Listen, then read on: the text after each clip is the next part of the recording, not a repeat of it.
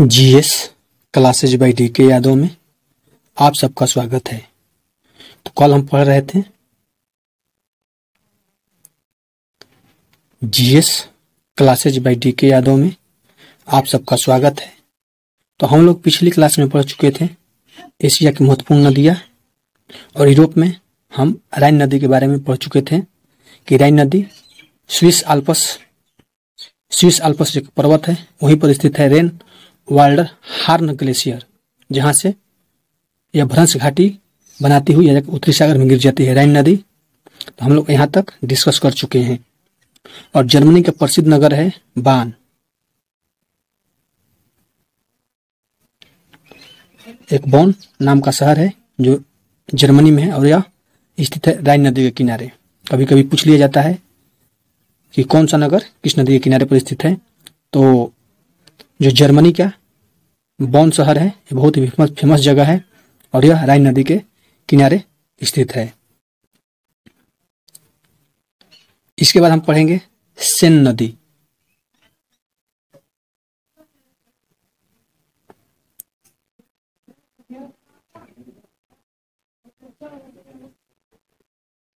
सेन नदी, जो सेन नदी है यह स्विट्जरलैंड के जिनेवा से होकर बहती हुई भूमध्य सागर में लियोन की खाड़ी में गिरती है।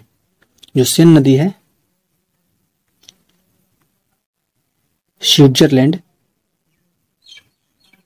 स्विट्जरलैंड के जिनेवा शहर है। ये जिनेवा से होती हुई जाकर भूमध्य सागर में एक खाड़ी है जिसे हम लियोन की खाड़ी कहते हैं।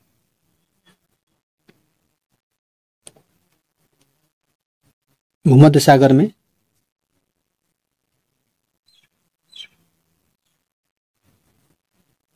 लियोन की खाड़ी है और इसी खाड़ी में सेन नदी का मुहाना बनता है, यानी कि आकर के ये लियोन की खाड़ी में गिर जाती है।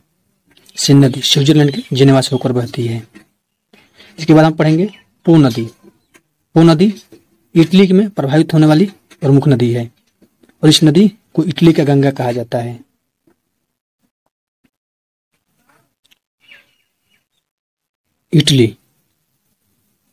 इटली की जो पो नदी है ये इटली में सबसे महत्वपूर्ण नदियां हैं और इसे इटली का गंगा कहा जाता है। जैसे हमारे भारत में गंगा नदी है उसी तरह पो नदी है। जैसे हमारे गंगा नदी का पानी कभी भी खराब नहीं होता है, इसी तरह इटली का भी जो पो नदी है उसका पानी भी खराब नहीं होता है। जैसे गंगा का पानी है वैसे ही पो नदी का पानी है, यानी कि इसीलिए इसे इटली का गंगा कहा जाता है। इसके बाद हमारा टाइबर नदी।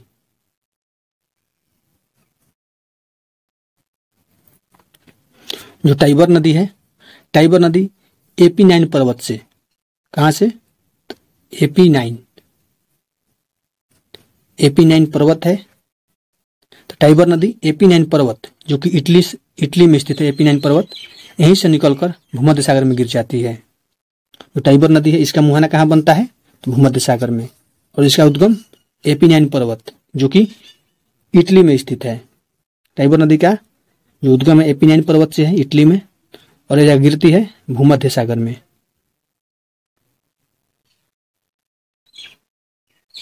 भूमध्य सागर में जाकर गिर जाती है। जो रोम है, रोम जो शहर है, नगर, वह टाइबर नदी के किनारे स्थित है। जो रोम शहर है यह टाइबर नदी के किनारे पर स्थित है। इसके बाद हम पढ़ेंगे डॉन नदी।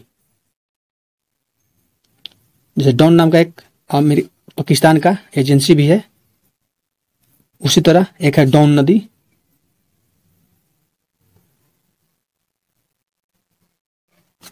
डॉन नदी जो है यह पश्चिमी रूस के टूला एक जगह है वहीं से निकलकर एजोब सागर में गिरती है। जो डॉन नदी है यह कहां से निकलती है? तो रूस के पश्चिमी भाग से। रूस के पश्चिमी भाग में एक शहर है टूला, यानी शहर नहीं इसको हम क्षेत्र कह सकते हैं। टूला नाम का एक जगह है वहीं से निकलती है कौन सा नदी? तो डॉन नदी और जाकर गिरती है एजोब सागर में।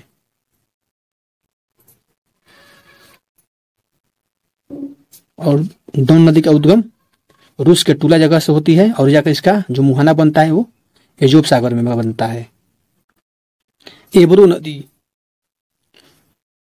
जो एब्रो नदी है वह कैंटेबरियन पर्वतमाला से निकलती है और भूमध्य सागर में गिरती है। जो एब्रो नदी है इसका उद्गम कहां से है? तो कैंटेबरियन पर्वत, कैंटेबरियन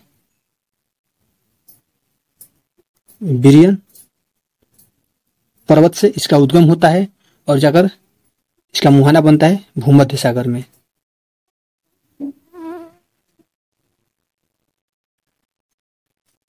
भूमध्य सागर में इसका मुहाना बनता है। इसके बाद आता है टेम्स नदी।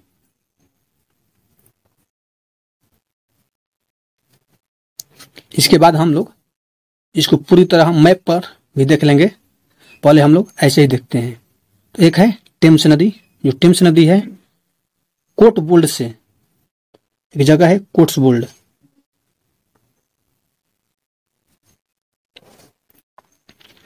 कोट्सवोल्ड से होते हुए लंदन, जो लंदन शहर है वह टेम्स नदी के किनारे पर स्थित है, और लंदन होते हुए जाकर यह उत्तरी सागर में गिरती है।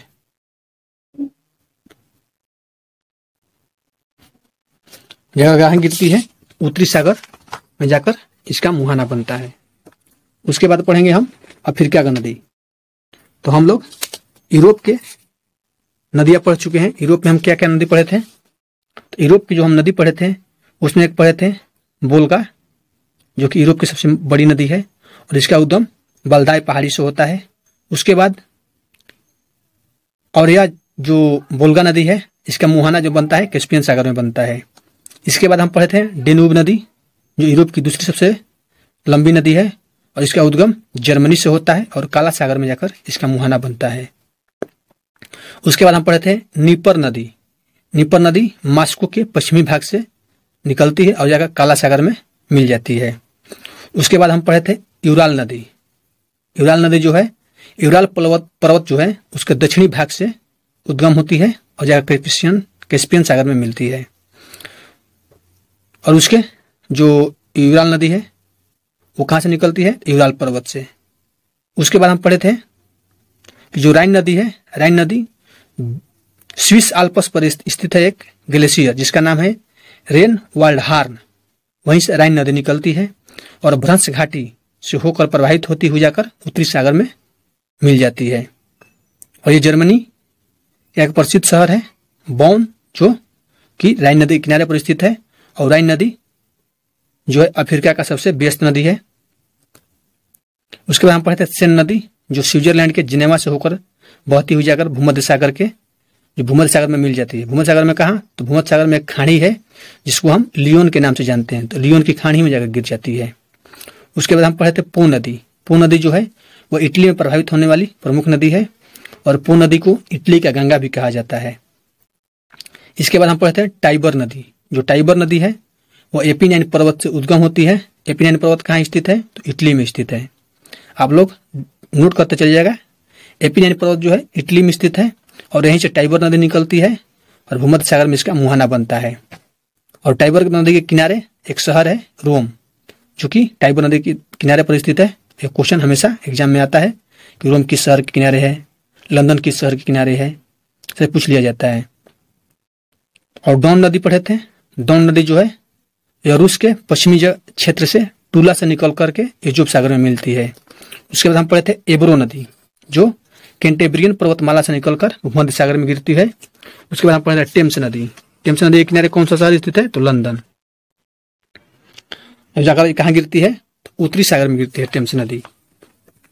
तो यहां तक हम लोग यूरोप की नदियां पढ़ चुके हैं। इसके बाद हम लोग अब अफ्रीका की नदियां, मुख्य नदियां पढ़ेंगे।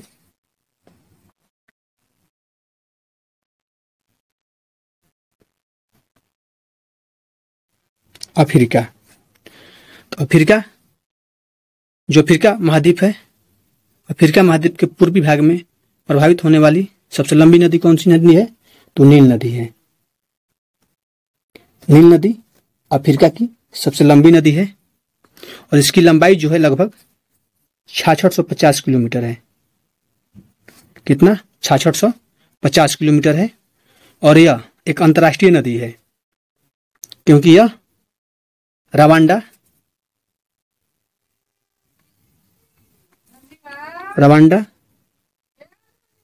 बुरुंडी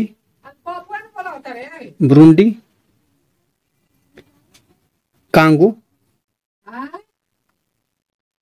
केन्या, इथियोपिया,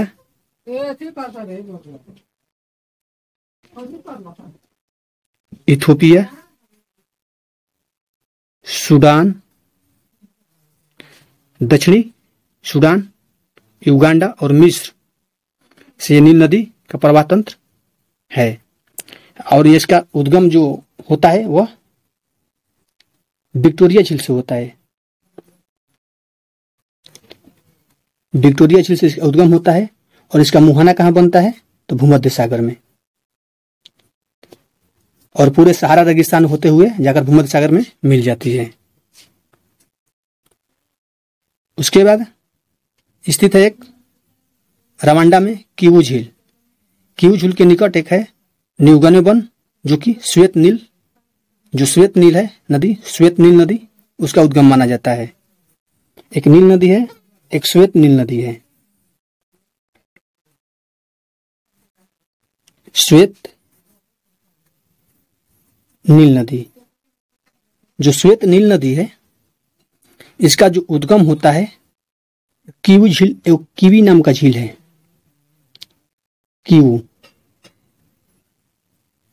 किवू झील के निकट है एक न्यूगवे वन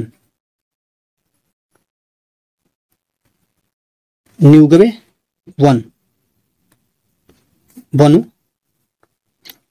यहां पर श्वेत नील नदी का उद्गम माना जा रहा है। इसकी मुख्य सहायक नदियां है नीली नील नदी जो है ब्लू नील रिवर सर्वाधिक महत्वपूर्ण है, जो कि हॉर्न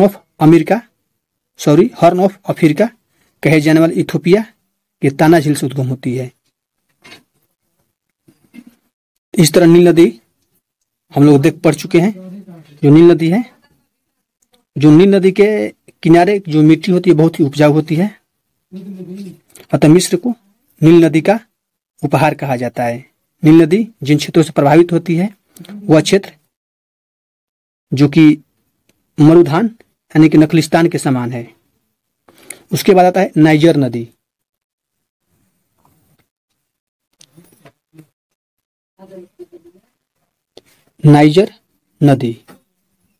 जो नाइजर नदी है, नाइजर नदी पश्चिमी अफ्रीका में स्थित है।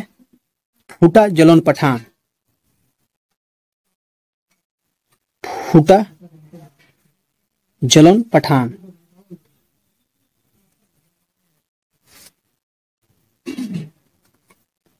फूटा जलन पठान से निकलती हुई गिनी के खाड़ी में मिल जाती है। ये फूटा जलन पठान है, एक जगह है, क्षेत्र है अफ्रीका में, वहीं से नाइजर नदी निकलती है और जाकर गिरती कहाँ पर है तो गिनी के खाड़ी में, यानी कि गिनी के खाड़ी में अपना मुहाना बनाती है। गिनी की खाड़ी में अपना मुहाना बनाती है। एक है अफ्रीका का सबसे महत्वपूर्ण नदी जो कि मकर रेखा को 2 बार काटती है। एग्जाम में पूछा जाता है कि मकर रेखा को 2 बार काटने वाली नदी कौन सी है। थोड़ा सा पेज चेंज कर लेते हैं। तो मकर रेखा को 2 बार काटने वाली नदी है लिम्पोपो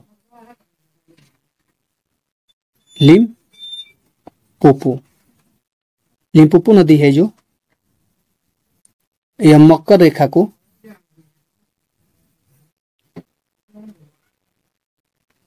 दो बार काटती है। मकर रेखा को यह 2 बार काटती है। और यह जो है कांगो नदी, जिसे हम जारी नदी के नाम से जानते हैं,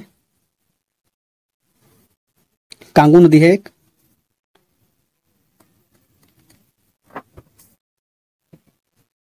कांगो नदी या जायरे नदी, कांगो नदी या जायरे नदी के नाम से जाना जाता है। यह मध्य अफ्रीका में लगभग 4700 किलोमीटर लंबी है। जो कांगो नदी है इसकी टोटल लंबाई 4700 किलोमीटर है और यह भूमध्य रेखा को 2 बार काटती है, यानी कि विषुवत रेखा को।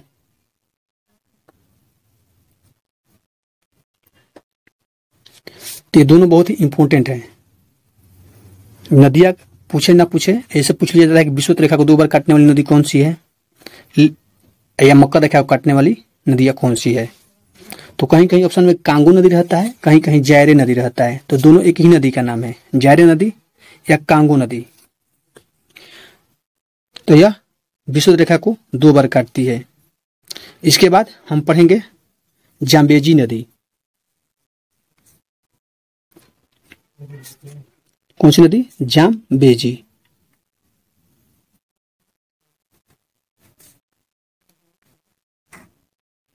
जाम्बेजी नदी पर अवस्थित है कौन सा झील? हमेशा पूछ लिया जाता है कौन सा जलप्रपात है। तो जाम्बेजी नदी पर स्थित है विक्टोरिया जलप्रपात।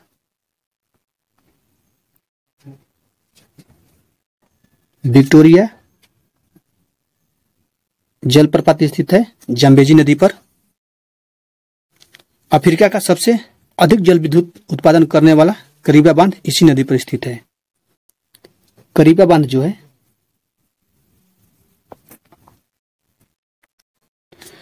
करीबा बांध से क्वेश्चन क्या बनता है? अफ्रीका में सबसे अधिक जल विद्युत उत्पादन करने वाला बांध कौन सा है? तो करीबा बांध है। और कहाँ स्थित है? तो जाम्बेजी नदी पर। इसके बाद हम पढ़ेंगे उत्तरी अमेरिका का महत्वपूर्ण नदियां। अफ्रीका का हम नदियां पढ़ चुके हैं। अफ्रीका में मुख्य रूप से नील नदी था, श्वेत नील नदी था, नाइजर नदी जो कि फूटा जल पठान से निकलती हुई गिनी के खाड़ी में मिल जाती है। उसके बाद हम पढ़े थे लिम्पोपो नदी जो मकर रेखा को 2 बार काटती है।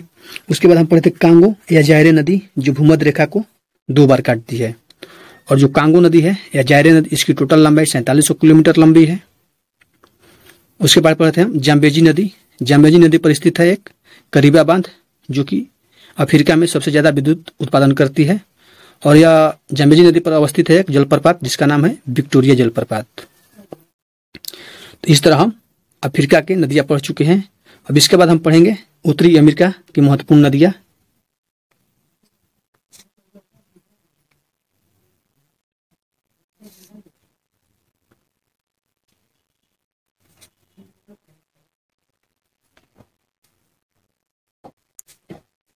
उत्तरी अमेरिका, तो उत्तरी अमेरिका के महत्वपूर्ण नदियां सेंट लॉरेंस है,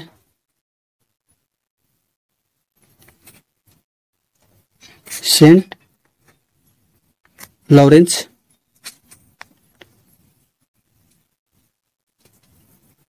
McKenzie, Nelson, Hudson, Yukon, Fraser, Colorado, Colombia,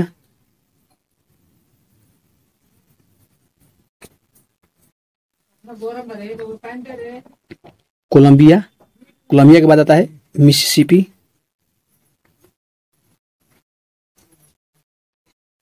Mississippi तथा मिसौरी।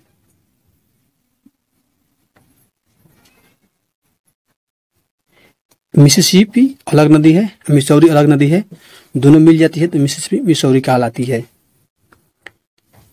और जो मिसिसिपी नदी है इसका स्रोत कौन सा है? तो हिमानी झील, जो हिमानी झील है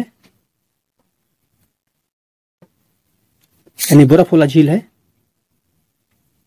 जिसका नाम है हिमानी वाला झील है जिसका नाम है इटास्का। इटास्का एक हिमानी झील है, यहीं से मिसिसिपी नदी निकलती है।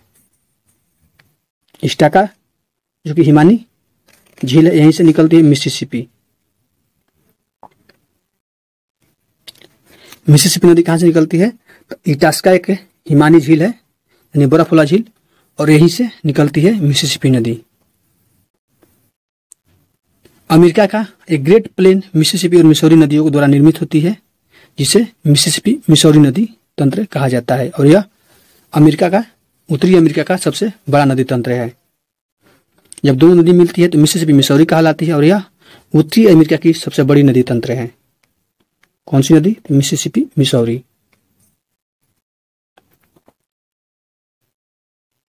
मिसिसिपी, मिसौरी जो है ये उत्तरी अमेरिका की सबसे बड़ी अपवाह तंत्र है। अपवाह तंत्र नदी को कहा जाता है। तो मिसिसिपी मिसौरी जो है यह ग्रेट प्लेन, मिसिसिपी और मिसौरी दो नदी है और दोनों मिलती है तो यह मिसिसिपी मिसौरी कहलाती है। इसी दोनों को मिलने से अमेरिका की सबसे बड़ी नदी तंत्र बन जाती है और इसकी कुल लंबाई जो है 6275 किलोमीटर है।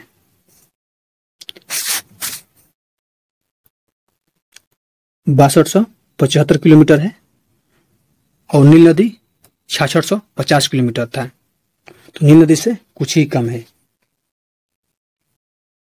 तो इसके बाद थोड़ा सा पेज चेंज कर ले, पेज भर गया है। तो मिसिसिपी मिसौरी नदी पढ़ चुके हैं। इसके बाद आता है यूकान नदी।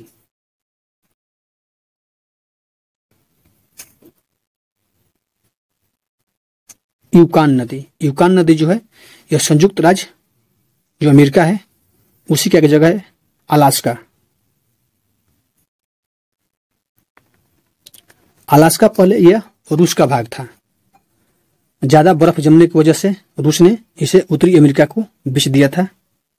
उत्तरी अमेरिका जो था अमेरिका, उत्तरी अमेरिका में ही अमेरिका स्थित है और अमेरिका ने क्या किया, यहाँ पर जो बर्फीला जगह था उसे साफ सफाई कराकर बहुत सा खनिज निकाला और आज जो अलास्का है अमेरिका का एकदम संपन्न राज्य है। तो मिसिसिपी तो हम लोग पढ़ लिए और यूकान नदी भी हम लोग पढ़ लिए। यूकान नदी कहाँ से है? यूकान नदी अलास्का में प्रवाहित होती है और इसका आधा भाग कनाडा में प्रभावित होता है। जो यूकान नदी है इसका आधा अलास्का में और आधा कनाडा में, आधा कनाडा में प्रभावित होती है और इसकी टोटल लंबाई जो है वह 3700 किलोमीटर है। जिसका हम लंबाई संग साथ ही साथ बता रहे हैं वो बहुत ही इंपॉर्टेंट है क्योंकि यह जो क्वेश्चन है यह साथ ही साथ नोट करते चलिएगा क्योंकि यह हर एग्जाम में, हर साल कोई ना कोई एग्जाम में यह क्वेश्चन पूछ लिए जाते हैं। इसके बाद आता है मैकेंजी नदी। जो मैकेंजी नदी है यह कनाडा के उत्तर पश्चिम भाग पर ग्रेट स्लेव झील के पास से उद्गम होती है और जाकर आर्कटिक महासागर में गिरती है।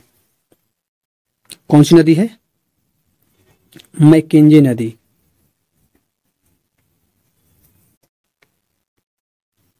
मैकेंजी नदी जो है, मैकेंजी नदी ग्रेट स्लेव झील से, ग्रेट स्लेव झील के पास से उद्गम होती है और यह जाकर आर्कटिक महासागर में गिरती है। आर्कटिक महासागर में जाकर गिर जाती है। इसकी टोटल लंबाई जो है 1729 किलोमीटर है। 1729 किलोमीटर है और यह कनाडा में बहने वाली सबसे लंबी नदी है। कनाडा की सबसे लंबी नदी मैकेंजी नदी और इसकी लंबाई जो है 1729 किलोमीटर है। इसके बाद आता है सेंट लॉरेंस नदी।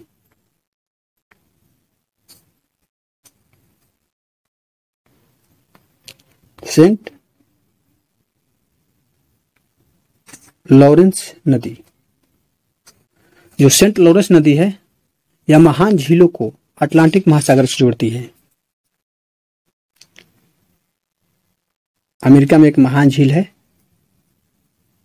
और महान झील को अटलांटिक महासागर से जोड़ती है।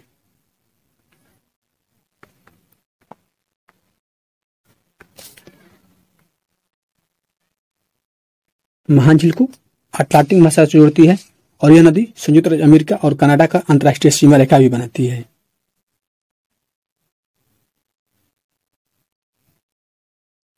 अमेरिका कनाडा की सीमा भी बनाती है सेंट लॉरेंस नदी। एक पढ़ते हैं हम रियो ग्रेंडे नदी। जो रियो ग्रेंडे नदी है यह भी सीमा बनाती है मेक्सिको और अमेरिका की।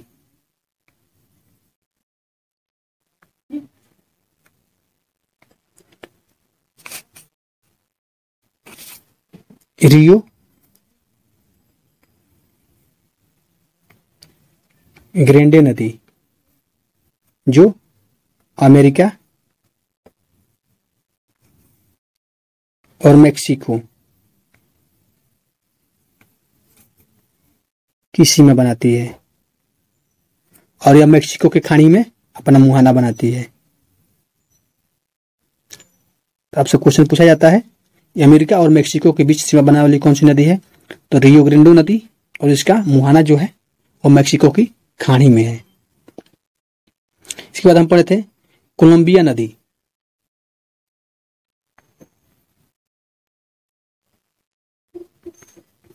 कोलंबिया नदी जो रॉकी पर्वत से निकलती है, इसका उद्गम रॉकी पर्वत है, और रॉकी पर्वत से निकलकर यह प्रशांत महासागर में गिरती है।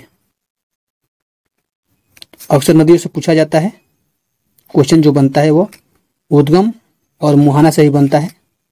कोई कोई जो नदी फेमस हो इसलिए पूछ लिया जाता है, जैसे कि रियो ग्रेंडे नदी है, इससे क्वेश्चन एक ही बनता है कि अमेरिका और मेक्सिको के बीच सीमा बनाती है और मेक्सिको की खाड़ी में गिरती है। जो कोलंबिया नदी है यह रॉकी पर्वत से निकलती है और प्रशांत महासागर में गिरती है। क्योंकि रॉकी पर्वत जो है बहुत ही इंपॉर्टेंट टॉपिक है, इसलिए इससे रिलेटेड यह क्वेश्चन बनता है। इसके बाद हम पढ़ेंगे हडसन। हडसन नदी जो है न्यूयॉर्क जो यूएसए का राज्य है वहीं पर है। एडिरोनडेक पर्वत वहीं से निकलकर अटलांटिक महासागर में गिरती है।